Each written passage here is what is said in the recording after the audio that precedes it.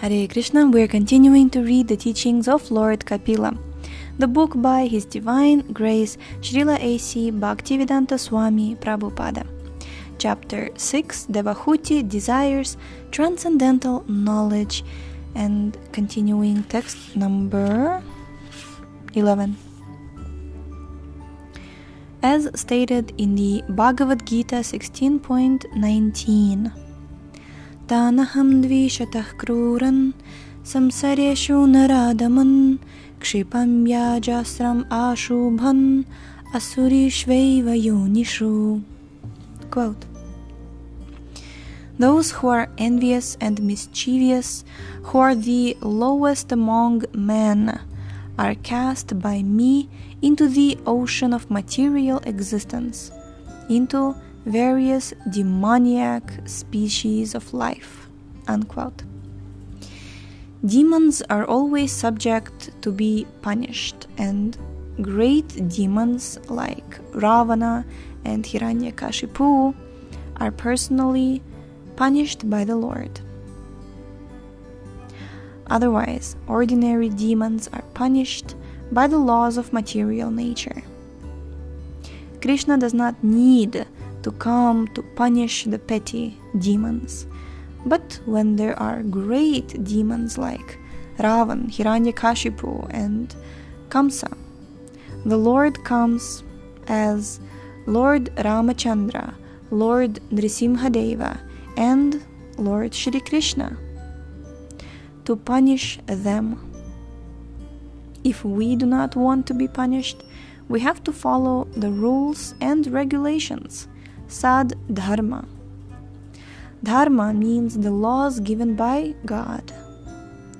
Dharmam tu sakshat bhagavat pranitam. The laws are given by Bhagavan and are written in books like Manu Samhita and other Vedic literatures. According to the law, we have to obey the government, and according to Dharma, we have to obey Krishna, God. We cannot manufacture our own laws at home, and we cannot manufacture Dharma. If one tries, he is simply cheating the public. Such false dharmas are kicked out of Srimad-Bhagavatam 1.1.2. Dharma projita. The real dharma is set forth by Shri Krishna when he says, Sarva dharman parityajya mamekam sharanam vraja. Bhagavad Gita 18.66. All other dharmas are simply forms of cheating. We must accept the principles of Bhagavad Gita, which constitute the ABC of Dharma. Actually, we only have to accept the principle of surrender unto Krishna. But this acceptance comes after many births. It is not very easy, for only after many births of struggle does one come to his real perfection and surrender unto Krishna. At this time he understands perfectly that Vasudev, Krishna, is everything. This is the greatest lesson of Bhagavad Gita. Everything is Krishna's energy, and whatever we see is but an exhibition of two types of energy.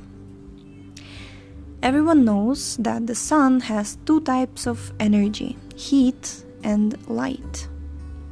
Similarly, Krishna has an external energy and an internal energy. And he also has a marginal energy, which is a mixture of the other two. The external energy is this material world. The internal energy is the spiritual world. And the marginal energy is the living entity. The living entity is marginal because he can remain in the material world or the spiritual world.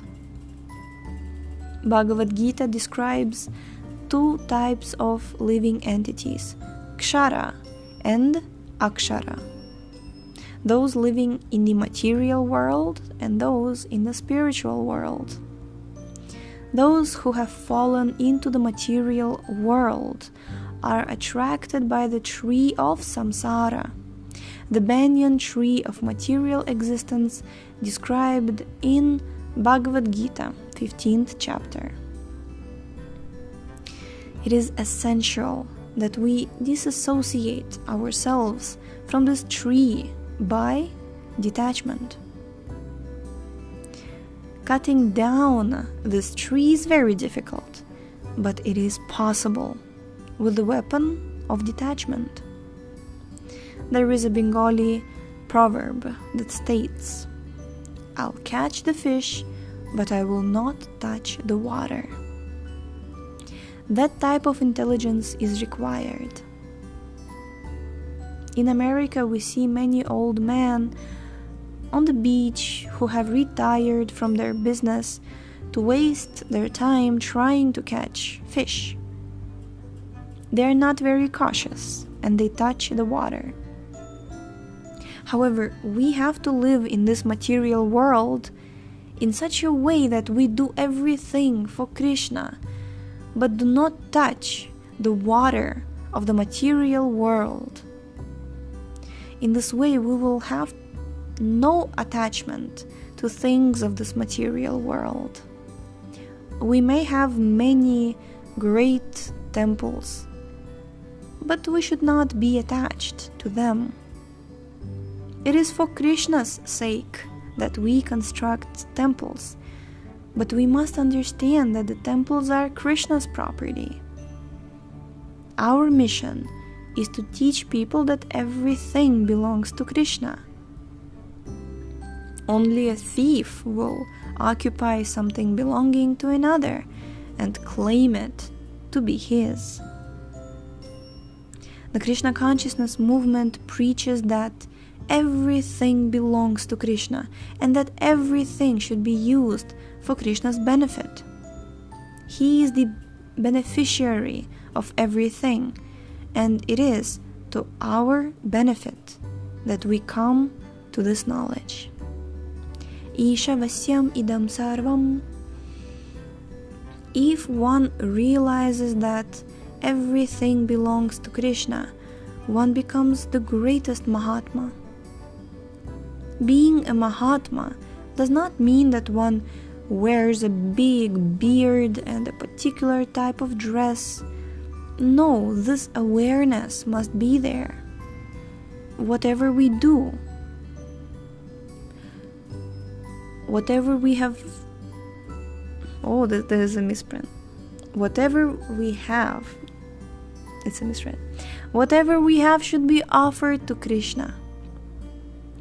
If we have first-class food, we should offer it to Krishna. If we have nothing, we can offer him a leaf, a flower, a little water, or fruit. This can be collected by anyone, anywhere, without having to pay money. As Sri Krishna states in Bhagavad Gita 9.26, Patram pushpam phalam toyam yomi bhaktya prayachati tadaham bhakti upahritam ashnami prayatatmanaha. Quote, if one offers me with love and devotion a leaf, a flower, fruit, or water, I will accept it. The point is that we should offer something to Krishna with devotion. It is not that Krishna is hungry and is asking for food. No, he is feeding everyone, supplying everyone with all the necessities. Eko bahunam yo vidadhati kaman. Katha Upanishad 2.2.13. What then is he requesting? He is asking for bhakti, devotion, because he wants us to love him. we are suffering in this material world, entangled in the tree of material existence, moving from one branch to another, and because of this we are suffering. Krishna does not want us to suffer, jumping like monkeys from branch to branch. We must come to Him and surrender to Him. When we come to this knowledge, we become perfect in knowledge. When we take shelter at the lotus feet of Krishna, we are no longer debtors to anyone. Na kinkaro nayam rini. Srimad-Bhagavatam 11.5.41. Krishna assures us, Aham tvam sarva papebhyo mokshayishyami. Quote, I'll give you all relief, unquote. Bhagavad Gita 18.66. This is what we actually want. Therefore, Devahuti herein takes shelter of Kapila Deva and tells him, quote, you are the axe capable of making me detached, unquote. When our attachment to the material world is severed, we become free. Bhakti is the means by which we can develop this detachment. Vairagya Vidya Nija Bhakti Yoga. Bhakti Yoga is the science of detachment. This verse was composed by Sarvabhauma Bhattacharya when he understood that Lord Sri Chaitanya Mahaprabhu was the Supreme Personality of Godhead.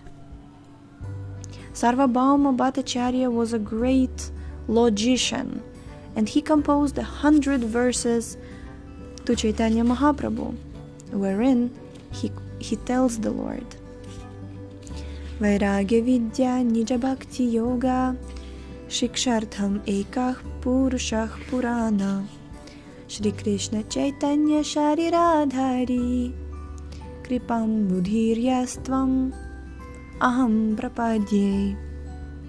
Quote, let me take shelter of the Supreme Personality of Godhead, Shri Krishna, who has descended in the form of Chaitanya Mahaprabhu to teach us real knowledge.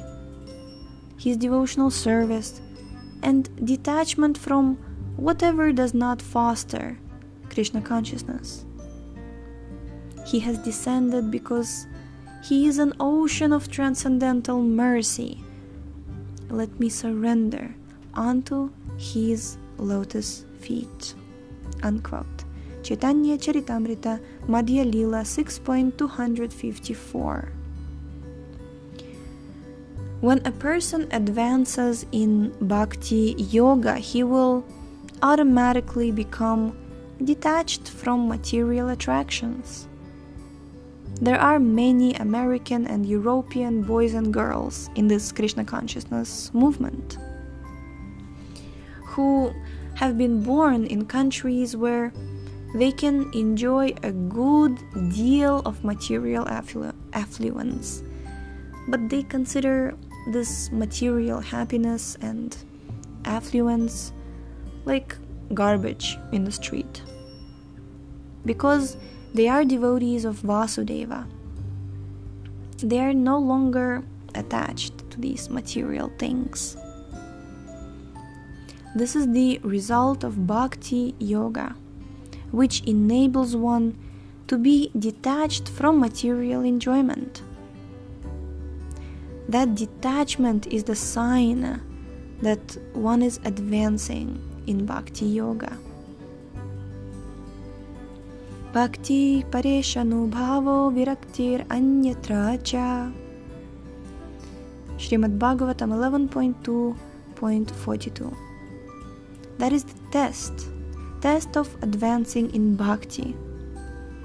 If we are advanced, we are no longer attached to material enjoyment. It is not that we think ourselves great devotees and then go ahead and enjoy material things. As stated in Srimad-Bhagavatam 5.22, Yehi samsparshada bhoga dukkayonaya evate adyantavantah kaunteya nateshu ramate buddha. Quote, an intelligent person does not take part in the sources of misery, which are due to contact with the material senses. O son of Kunti, such pleasures have a beginning and an end, and so the wise man does not delight in them. Unquote. When one sees something superior, he immediately rejects that which is inferior. Actually, we cannot bring all this about by our own endeavor.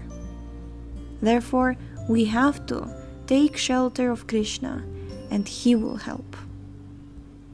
Since our only business is to take shelter of Krishna, Devahuti says, quote, I am taking shelter of you so that you can cut my attachment to this material life. Why should you do this? Because I am your servant, your eternal servant. Unquote. Bhaktivedanta Thakur says, Anadi karama pale padi bhavarna vajale taribare na dekhi upaya. If we are thrown into the ocean, there is a great struggle, even if we may be very great swimmers. There is no peace in this material world, however expert we may be in dealing with it. There is nothing but struggle. We cannot live here peacefully. It is not possible. Even if we are non-violent and hurt no one, there will be trouble. However, if somehow or other we manage to reach the shore, we will find peace. There is peace, even if we are an inch out of the water. Tavapada pankaja stithaduli sadrisham vichintaya. Shikshashtaka 5. If somehow or other we become one of the particles of dust at Krishna's lotus feet, we will be liberated. We may be a Hindu or a Muslim or a Christian for 50 or 60 years, or at the utmost 100, but again we have to take birth and be something else. We are thinking in terms of these religious designations, which are called asad dharma, meaning that they may change at any moment. But what is our real dharma? Real dharma is sad dharma, that which will not change. And this sad dharma necessitates surrendering unto Krishna. This dharma will continue eternally. There are many propounders of sad dharma, but actually the Supreme Personality of Godhead is the best propounder, because he knows the reality.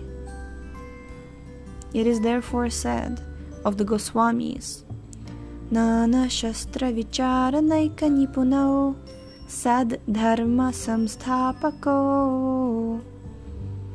Sri Chaitanya Mahaprabhu's direct disciples, the Goswamis, tried to establish Sad Dharma, and we are trying to follow in their footsteps by establishing real dharma throughout the world with this Krishna consciousness movement. Jai. So, we have completed chapter 6. Tomorrow we shall begin chapter 7, entitled Lord Kapila begins to explain self-realization. Thank you so much for tuning in today. The link to this book is in the description. Please check out our website shravanamdiaries.com, and we shall see you tomorrow. Hare Krishna.